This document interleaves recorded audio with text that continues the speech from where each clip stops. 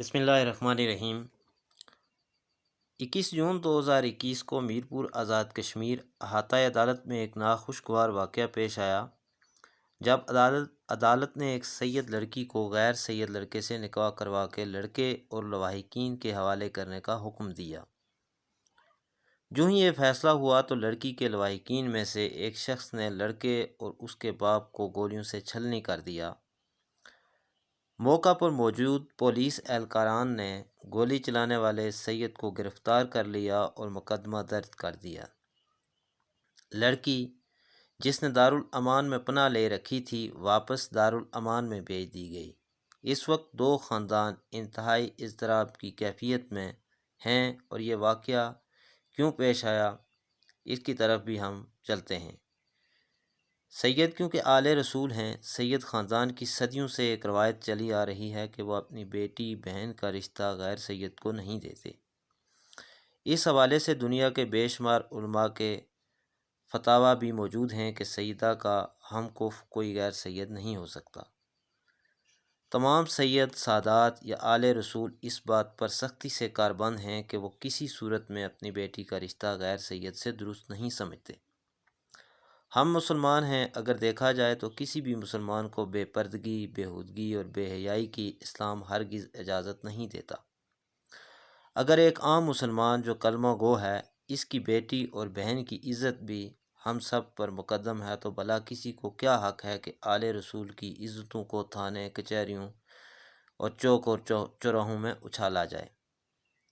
یہ واقعہ جو رونما ہوا ہے اور اس حد تک پہنچا ہے کہ مرنے اور مارنے تک پہنچ گیا، ابھی تو وہ دونوں افراد جو زخمی ہیں باقاعدہ حیات ہیں اور ہم دعا گو ہیں کہ اللہ پاک انہیں زندگی دے، ان کو تکالیف جو اس وقت ان کو تکلیفیں ہو رہی ہیں وہ اللہ پاک جلد دور فرمائے، اور اس وقت ان کے لواحقین کس درد و اضطراب کی کیفیت سے گزر رہے ہوں گے ہم اندازہ نہیں کر سکتے۔ اور پھر دوسری جانب سید خاندان بھی ایک کرب کی کیفیت سے گزر رہا ہے۔ اگر ہم ایک لمحے کے لیے صرف یہ سوچیں کہ جو دو لوگ زخمی ہوئے ہیں وہ کون ہیں، ان میں سے ایک وہ لڑکا ہے جو سید زادی سے شادی کرنا چاہتا تھا اور دوسرا شدید زخمی اس کا باپ ہے۔ وہ دونوں افراد ساکن حجیرہ آزاد کشمیر کے رہنے والے ہیں۔ لڑکے کا باپ حجیرہ آزاد کشمیر میں دکاندار ہے اور آج کے اس ترقی یافتہ دور میں اس بات پر سخت حیرانگی ہے ان والدین پر اور بالخصوص اس والد پر جو ایسے کاموں کے لیے اپنی اولادوں کو سپورٹ کرتے ہیں۔ جو واقعہ یعنی گولی چلنے تک پہنچا، ضروری نہیں کہ یہ سید خاندان کے ساتھ ہی یہ معاملہ یا تنازع تھا تو تب ایسا ہوا، بلکہ ہم آئے روز اپنی روزمرہ زندگی میں دیکھتے ہیں کہ اس طرح کے معاملات بے شمار جگہوں پر دیگر خاندانوں کے ساتھ بھی رونما ہوتے ہیں۔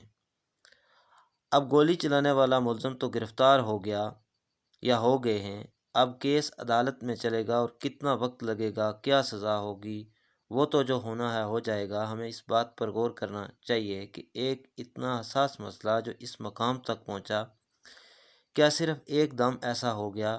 جی نہیں، بلکہ یہ تنازع کافی عرصہ سے چل رہا تھا۔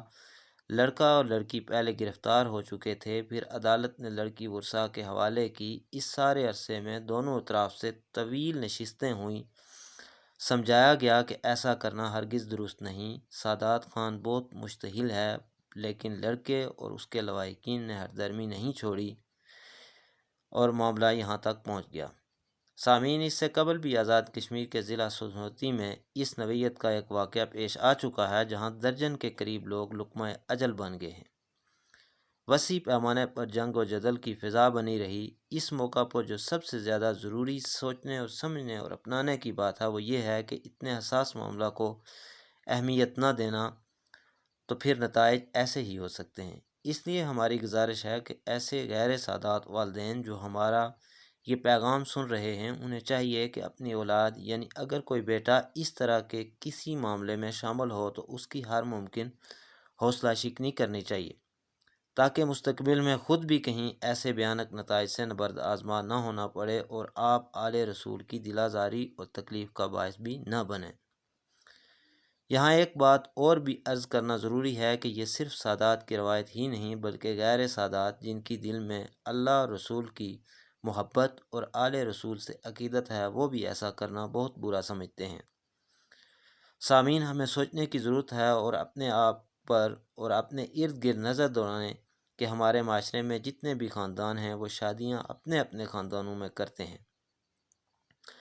فرض کیا اگر کوئی راجہ ہے تو اس کی رشتہ داری راجوں میں ہوگی، سدن ہے تو زیادہ تر وہ بھی اپنی فیملی میں کرتے ہیں، عباسی سے کرے گا، ملدیال مغل یا ملدیالوں میں کرے گا، اپنے اپنے خاندانوں میں زیادہ شادیاں کرتے ہیں۔ اگر بقایا خاندانوں میں بھی اس طرح کے واقعات رونما ہونا شروع ہو جائیں گے تو اس طرح کے سانے رونما ہی ہوں گے۔ دوسری طرف ہمیں اپنے معاشرے میں بالخصوص مسلم معاشرے پر نظر دوڑانی چاہیے کہ ہمارا مذہب دنیا کا واحد ایسا مذہب ہے جو اعلیٰ اقدار کا مالک ہے۔ اگر ہم عدالتوں، تھانوں، کچہریوں میں ہی شادیاں کرنا بہادری سمجھیں گے، لڑکے اور لڑکیاں گرل فرینڈز اور بوائے فرینڈز بننا شروع ہو جائیں گے، تو پھر ہماری غیرت کے جنازے چوکوں اور چوراہوں میں ہی اٹھتے رہیں گے، گھر اجڑتے رہیں گے، بستیاں ویران ہوتی رہیں گی، نسل دشمنیاں پروان چڑھتی رہیں گی، قتل و غارت ہوتے رہیں گے، اور سب سے بڑی بات یہ کہ والدین، اولادیں اور پورا معاشرہ بہت بڑے گناہ یعنی زنا جیسے بدترین گناہ کا مرتکب ہوتے رہیں گے۔ ذرا چند لمحوں کے لیے غور کریں کہ جو لڑکا اور لڑکی والدین، چھوٹے اور بڑے بہن بھائیوں اور دیگر ورثاء کو اندھیرے میں رکھ کر موبائل فون پر بات کرتے ہیں، آڈیو اور ویڈیو کالیں کرتے ہیں اور سیر و تفریح کرتے ہیں، ہوٹلوں اور پارکوں میں بے حیائی کرتے نظر آتے ہیں، کیا ہمارا دین ان چیزوں کی اجازت دیتا ہے؟ جی نہیں، بالکل نہیں۔ مسلمان عورت کو پردے کا ہر صورت میں خیال رکھنا چاہیے۔ جس نبی کی ہم امت ہیں ان کی ایک ہی بیٹی تھی، وہ نبی جو کل جہانوں کے لیے رحمت بن کر آئے تھے۔ اگر پردہ ضروری ہی تھا تب نبی کی بیٹی نے اپنا جنازہ بھی رات کے اندھیرے میں دفنانے کا حکم دیا تھا۔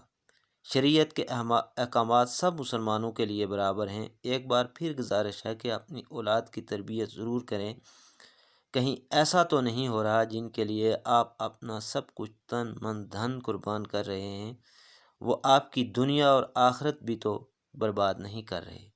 جب ایک جوان لڑکا اور لڑکی بات کر رہے ہوتے ہیں، مل رہے ہوتے ہیں، گفتگو کر رہے ہوتے ہیں، تو ان کے ساتھ فرشتے نہیں بلکہ شیطان بھی ان کے ساتھ شامل ہو جاتا ہے اور گناہ کا یہ عمل شروع ہو جاتا ہے۔